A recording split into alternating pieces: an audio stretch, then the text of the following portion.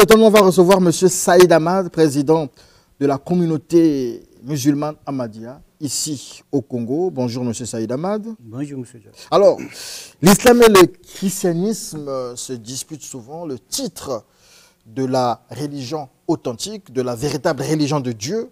Or, on vous accuse tous d'être les deux, des religions qui nous ont été imposées à nous les Africains, des religions qui ont servi à la colonisation et à l'esclavage, mais qui ont aussi servi à la colonisation et l'esclavage. Comment vous réagissez face à ces propos, à cette façon de voir les choses? Merci beaucoup.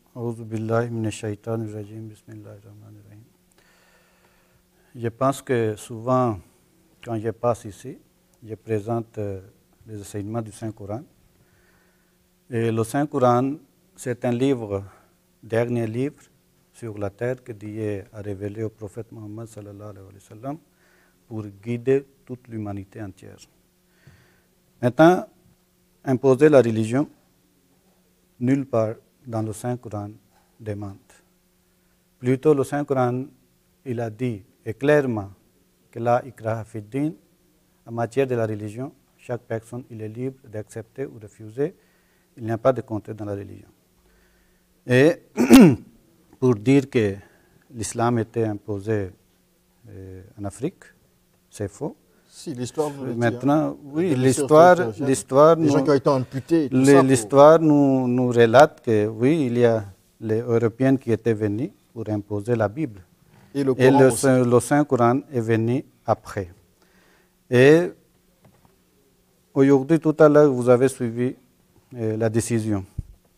Il faut prendre la décision pour réussir.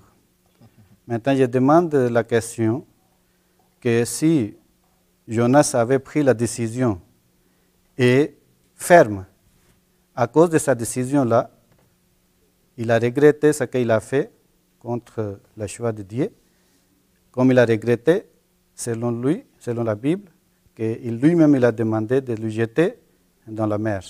Et Dieu lui a sauvé. Parce que par rapport à sa décision prise. Maintenant, je demande, est-ce que Jésus, qui était venu pour sauver l'humanité, il n'avait pas pris la décision ferme?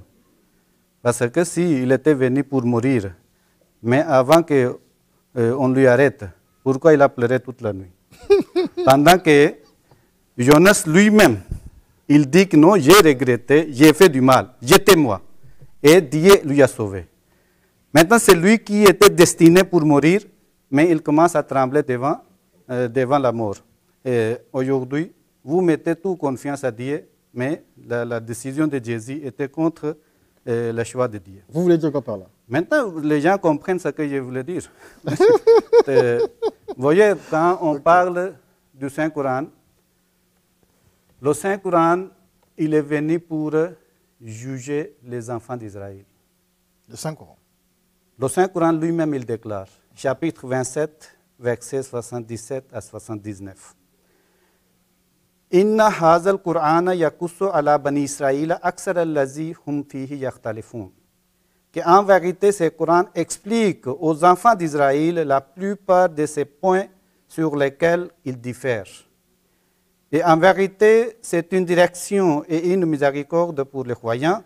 En vérité, ton Seigneur décidera entre eux par son jugement et il est le puissant et l'omniscient.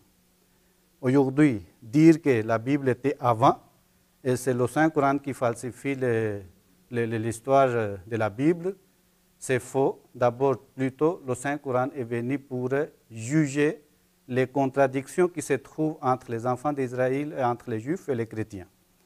Et tous les deux, ils sont dans les confusions que le Saint-Coran est en train d'expliquer tout ça. Justement, c'est ce que vous dites, il est reconnu que Jésus est le chemin, la vérité, la vie, et que le christianisme est le chemin du salut, et que le Coran, lui, s'est inspiré de la Bible, c'est ce qui se dit. Maintenant, je pense que chaque phrase demande une explication et avec les preuves.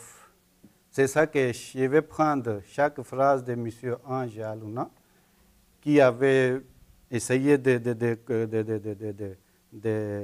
qu'est-ce qu'on dit, de parler de la religion entre le Saint-Coran et la Bible. Maintenant, je vais a prouvé que tout ce qu'il a dit, ça ne prouve pas dans la Bible. Mais tout ce que je vais dire, je vais présenter le Saint-Coran, et le Saint-Coran, il est en train de corriger la Bible. D'abord, avant que nous entrions dans le sujet, je vous demande de lire d'abord les témoignages internes de la Bible. Parce qu'aujourd'hui, vous pouvez utiliser, les bouches peuvent parler, mais il faut approuver dans vos écritures. Aujourd'hui, vous pouvez dire que j'ai Saint-Esprit, j'ai la foi, mais il faut approuver aujourd'hui pratiquement les gens ont besoin. Ce n'est pas seulement les bouches qui parlent. Maintenant, quand vous lisez Ésaïe 24, 5, il dit, les pays étaient profanés par ses habitants, car ils transgressaient les lois, violaient les ordonnances et ils rompaient l'alliance éternelle. Jérémie 8, 7, 9, il dit, la plume mensongère des scribes, les sages sont confondus et ils sont consternés et ils sont pris. Voici, ils ont méprisé la parole de l'Éternel. Jérémie 23, 36, il dit, vous avez perverti les paroles de Dieu vivant. Maintenant, la Bible elle-même, elle déclare que c'est les gens qui ont touché la loi divine. Ils ont méprisé la loi divine. Ils ont changé la loi divine. Il y a la plume mensongère des scribes qui écrivent les mensonges. Maintenant, le Saint-Coran aussi, il a dit la même chose, que la Bible, avant que le Saint-Coran soit révélé, la Torah était une direction, une lumière pour les enfants d'Israël, par lesquels que les prophètes ils jugeaient les enfants d'Israël. Mais après cela, ils ont changé la loi divine, comme je viens de réciter certains versets bibliques, le témoignage, qu'ils ont changé la loi divine. Maintenant, comme la loi était changée, aujourd'hui, vous pouvez mettre confiance à comment? Sur l'histoire que la Bible va relater, parce que la Bible elle-même, il dit que ce sont les mensonges. Maintenant, aujourd'hui, c'est le Saint-Coran qui est venu pour mettre toutes les choses sur le rail et expliquer les vraies histoires. Je vous donne une verset, par exemple, pour Jésus, fils de Marie, en citant l'histoire dans le Saint-Coran de Jésus, fils de Marie, à la fin, Dieu a dit, Zalika Isa ibn Maryama, qawlal haqqil lazi fihi yamtarun. Que tel était Jésus, fils de Marie, ceci est une déclaration de la vérité à propos de laquelle ils ont des doutes. C'est-à-dire sur la vie de Jésus, ils ont les Juifs, ils ont des doutes. Ils ont dit qu'il n'était pas un Messie, ils ont tué une mort maudite. Oui, les chrétiens disent que non, Jésus était mort sur la croix à cause de leurs péchés. Mais tous les deux, ils sont dans les doutes. Le Saint-Coran, il déclare que non, ils sont dans la fausseté. La vraie histoire, c'est le Saint-Coran qui a parlé, qui a récité.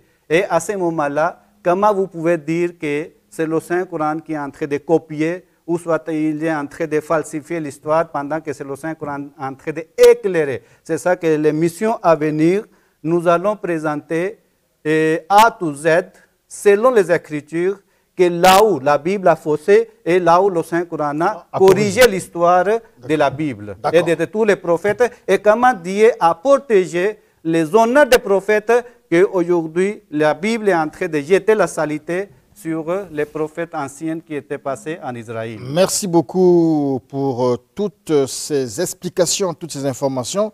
Mais après, pour le studio 210, la logique serait de vous mettre, puisque le pasteur il a culte très tôt le matin, on vous mettra à 8 h en face à face avec le pasteur Ange Bienvenu à Luna, c'est-à-dire qu'à la lumière de la Bible et du Coran, vous allez nous expliquer et le peuple va décider et tirer les leçons. Merci beaucoup, M. Saïd Ahmad. Un rappel des contacts du siège. Vous pouvez nous contacter au numéro 05 555 42 18, 05 555 42 18, et nous sommes à Massengo, ce projet.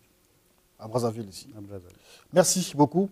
La suite, c'est avec M. Saint-Christophe de Cana. Nous allons parler de l'Ouzolo Amour. Nous allons parler de l'Asla OPH, tout de suite après le journal des religions.